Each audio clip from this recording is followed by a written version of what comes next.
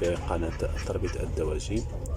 وأخيرا الحمد لله فرخت من النتيجة بعد 22 يوم. هناك 4 فراخ صغار كما تلاحظون. هناك فرخ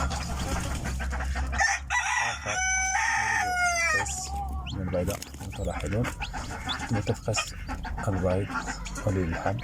هذا البيض ديال الفيومي خالص 100%، ولله الحمد. الدجاجة الأخرى هي أيضا تم تفقيس بعض البيضات. سنرى كم من بيضة تم تفريخها. اللهم ييسر، الله يسخر، شيء جميل ورائع ولله الحمد.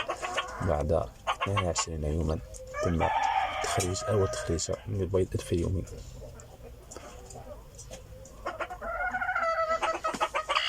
سنترك الدجاجة.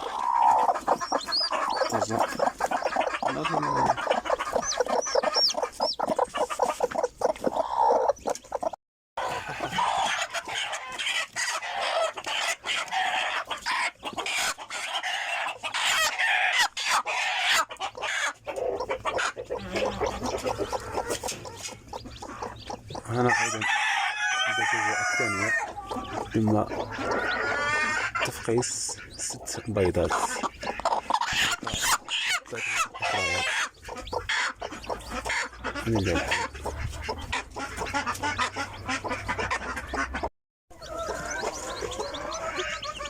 الدجاجة الثانية هي أيضا تم تفقيس 7 بيضات، وبقي لها 3 بيضات أخريات. الحمد لله والشكر لله. هذا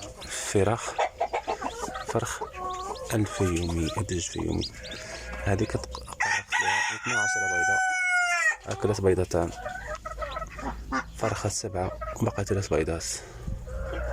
الحمد، فرخة جيدة ولله الحمد.